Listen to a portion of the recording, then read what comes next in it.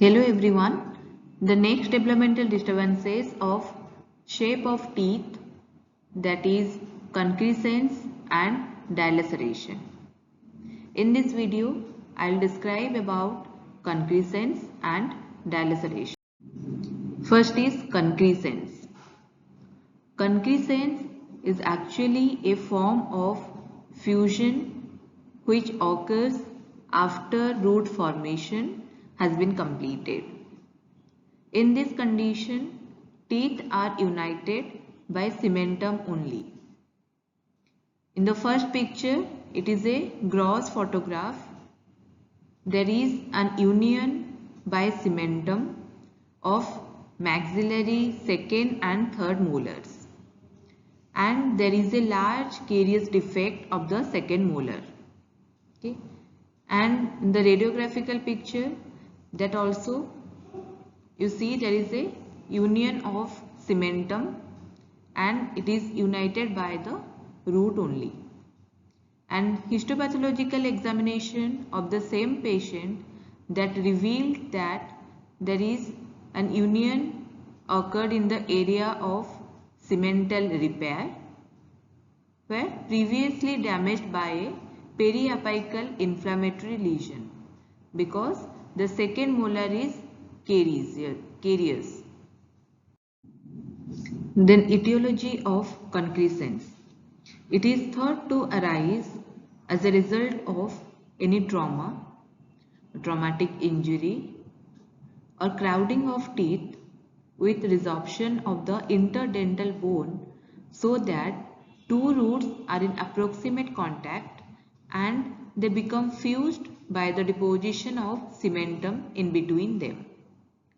In the clinical picture, it is a case of concrescence. There is an union by cementum of adjacent maxillary molars. There are two patterns of concrescence, may be due to developmental pattern or due to post-inflammatory pattern. The developmental pattern often involves a second molar tooth in which the roots closely with the adjacent impacted third molar. There is a fusion between second molar and third molar. In case of post-inflammatory pattern, that involves carious molars in which the apex overlie the roots of horizontally or distally angulated third molars. So the large pulpal exposure that permits pulpal drainage that leading to intra-bony pathology. Concrescence may occur before or after the teeth have erupted, and usually it involves only two teeth, and the diagnosis can be established by radiographic examination. Then treatment of concrescence. Patient with concrescence often require no therapy unless the union interferes with the eruption. In that case, surgical removal may be warranted.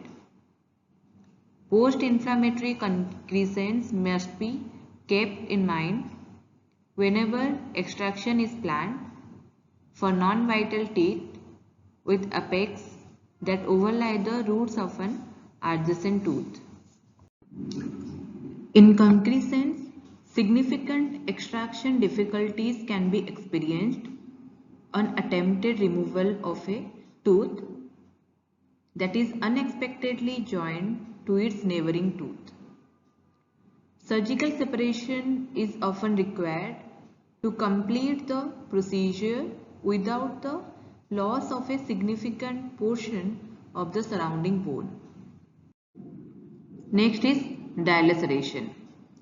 It is an abnormal angulation or bend in the root or less frequently the crown of a tooth. In the picture, this maxillary molar, there is a sharp angulation of the roots. Then the etiology of dilaceration. This condition is thought to be due to trauma during the period in which the tooth is forming, with the result that the position of the calcified portion of the tooth is changed and the remainder of the tooth is formed at an angle. The curve or bend may occur anywhere along the length of the tooth, sometimes at the cervical portion, or at the other times it may be present at the midway along the root, or even just at the apex of the root, depending upon the amount of root formed when the injury occurred. Sometimes it follows avulsion or intrusion of the overlying tooth, and it is an event normally occurs before 4 years of age. And some dilaceration occur secondary to the presence of an adjacent cyst, tumor, or any odontogenic hematoma. Or sometimes it is due to an unknown reason, that is idiopathic. In the radiographic picture, there is root angulation of a mandibular canine. The development of dilaceration has been altered by the presence of an adjacent compound odontoma. This curve may occur anywhere along the tooth, sometimes at the cervical portion also, and sometimes it is present at the midway along the root or even just at the apex of the root. In the radiographical picture, there is involvement of maxillary second premolar that exhibiting mesial inclination of the root, and there was no history of local injury to this area. Then clinical features of dilaceration. Although any tooth may be affected, the most frequently involved teeth are the permanent maxillary incisors, followed by the mandibular anterior teeth. Occasionally, involvement of the deciduous teeth is reported. Some have been associated with prior trauma, secondary to neonatal laryngoscopy and endotracheal intubation.